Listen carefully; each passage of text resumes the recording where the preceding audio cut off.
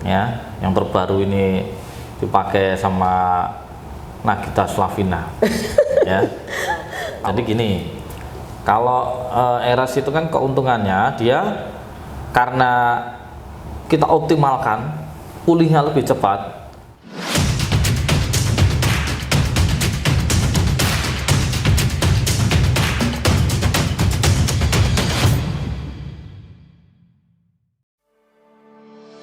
Assalamualaikum warahmatullahi wabarakatuh. Sobat RSI, kita berjumpa lagi di acara podcast Ngeteh Ngobrol Enak tentang Hidup Sehat Rumah Sakit Islam Yogyakarta PDHI bersama saya Ika Mustikawati. Sobat RSI, saat ini saya sedang berada di gedung instalasi bedah sentral Rumah Sakit Islam Yogyakarta PDHI. Gedungnya ini baru dan terasa sangat nyaman untuk pasien ketika hendak dioperasi, dan petugasnya ramah, profesional, dan islami. Kemudian tersedia juga ruang tunggu untuk keluarga yang menunggu apabila pasien hendak dioperasi. Ruangannya terasa sangat nyaman. Nanti Sobat RSI boleh deh kalau mau jalan-jalan ke RSI PDHI.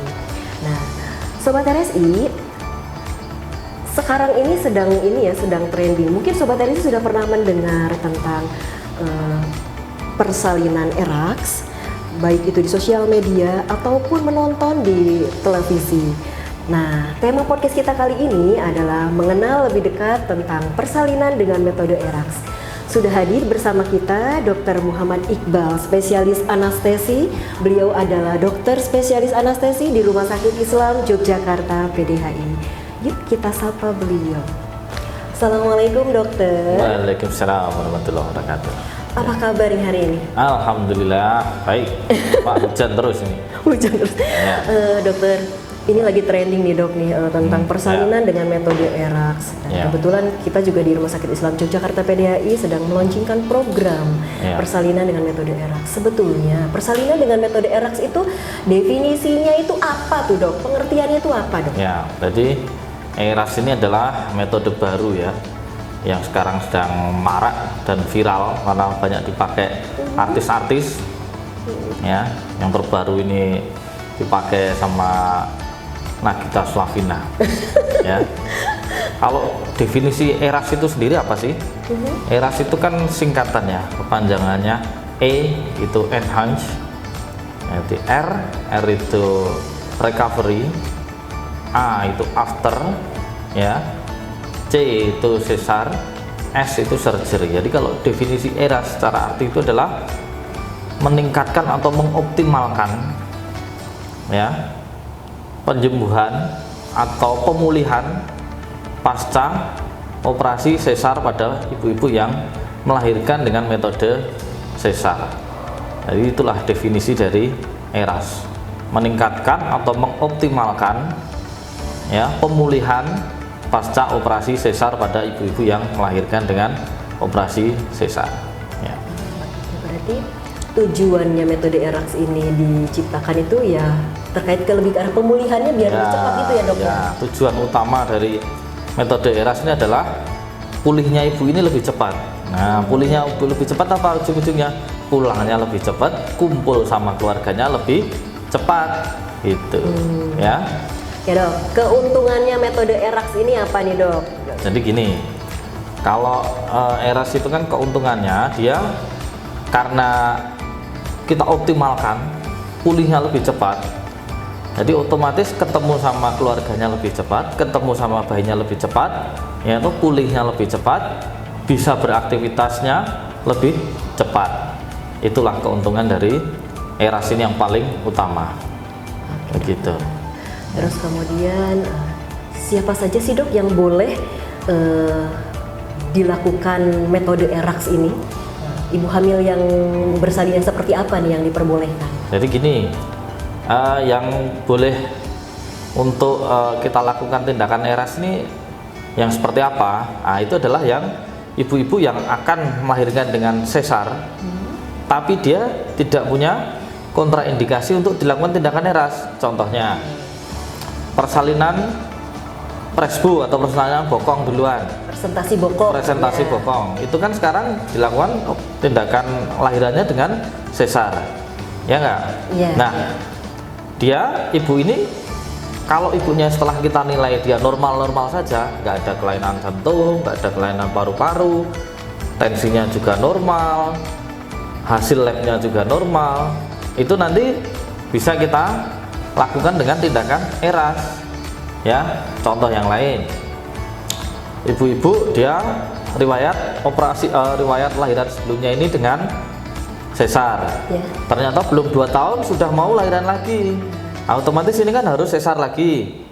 Ternyata setelah kita nilai dia kan indikasi sesar, terus setelah kita nilai ternyata normal semua, oh ini bisa dilakukan tindakan ERAS. Ya, jadi semua persalinan dengan sesar yang tidak ada kontraindikasi ini boleh dilakukan tindakan ERAS gitu. Nah, sekarang kalau begitu kontraindikasi yang nggak boleh nih dok nih, nggak boleh nih kalau ibu ini nih pakai ERAS. Nah itu apa dok? Nah, yang menentukan nanti adalah dokter kandungan dan dokter anestesi atau dokter biosnya. Salah satu contohnya yang gampang aja lah. Pertama adalah ibu-ibu dengan hipertensi, ya, atau preeklamsi, atau dengan eklamsi yang sudah ada tanda-tanda mau kejang itu, pusing, tensi tinggi, itu tidak boleh. Walaupun dia indikasi dengan operasi sesar, tapi dia tidak boleh dilakukan ERAS. Karena apa?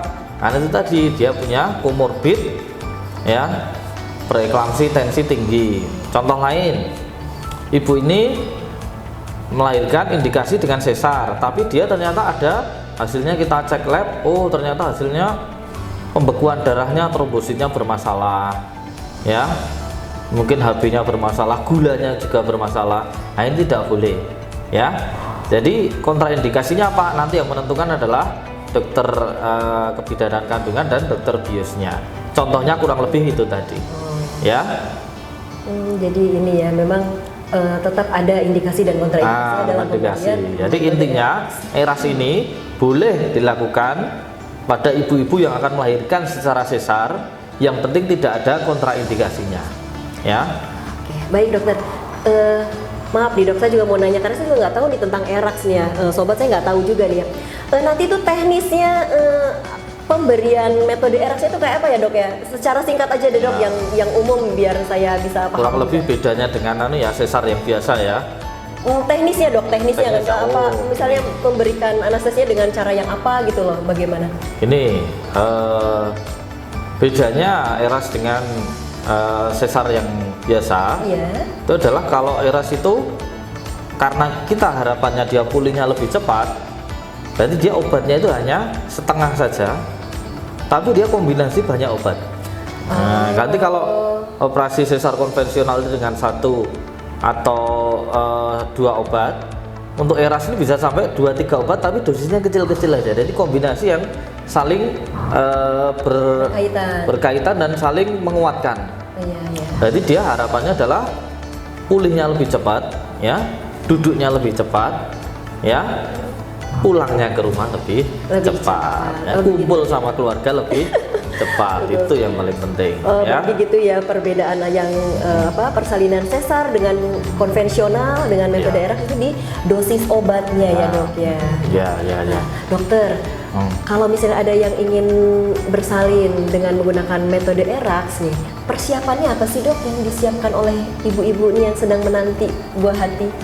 Kalau persiapan sih sebenarnya itu teknis rumah sakit ya. Bedanya ERAS dengan metode sesar biasa, itu kalau metode sesar biasa itu kan puasanya sampai 8 jam ya sebelum operasi ya. Kalau ERAS itu sebaliknya, justru sebaliknya, dia puasanya hanya 2 jam sebelum operasi. Itu nanti kita suruh minum cairan manis. Kita suruh minum cairan manis. Kenapa suruh malah justru 2 jam kok disuruh minum cairan manis?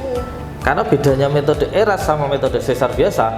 Kalau metode sesar biasa, setelah operasi itu dia harus bed rest atau tiduran penuh itu 24 jam.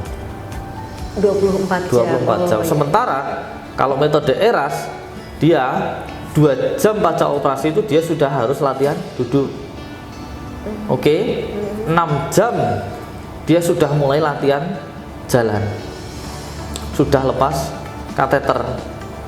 Harapan kita 24 jam dia sudah bisa pulang ke rumah kayak ibu-ibu melahirkan normal biasa. Jadi sejarahnya kenapa ERAS ini muncul, kita munculkan itu karena dulu anggapannya kalau operasi sesar tuh mondok di rumah sakitnya lama, bahkan bisa ada yang seminggu. Kemarin ada pasien tuh bilang, wah seminggu di rumah sakit. Nah, ERAS ini targetnya adalah seperti persalinan biasa, ibu-ibu yang persalinan biasa, yang persalinan lewat mervaginal.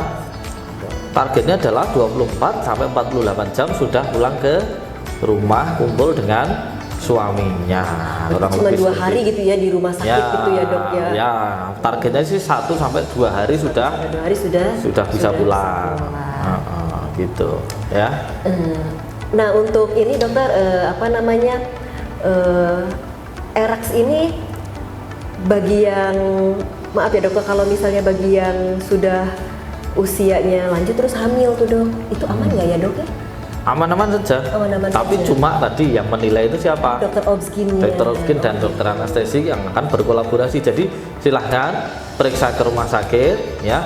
Kalau memang ternyata itu ada indikasi untuk dilakukan operasi sesar ya, itu tadi akan boleh kita tawarkan metode ERAS. Tapi kita nilai dulu. Oh ternyata ini layak, ini tidak layak. Setelah kita nyatakan layak, bisa metode ERAS, bisa kita kerjakan. Nah, kurang lebih seperti itu. Baik dokter Iqbal, terima kasih nih atas waktu dan penjelasannya. Bunda-bunda dan sobat RSI, menarik ya topik kita tentang persalinan dengan metode ERAS. Nah, sobat RSI, apabila bunda-bunda ingin mempersiapkan persalinan dengan sesar, metode ERAS di Rumah Sakit Islam Yogyakarta PDHI bisa menjadi pilihan. Di sini kami juga menawarkan ada program maternity shoot, foto maternity, kemudian ada gift foto baby, dan kemudian mendapatkan ruangan di VIP ataupun super VIP. Demikian podcast kami kali ini. Sampai jumpa di podcast yang akan datang. Terima kasih. Wassalamualaikum warahmatullahi wabarakatuh.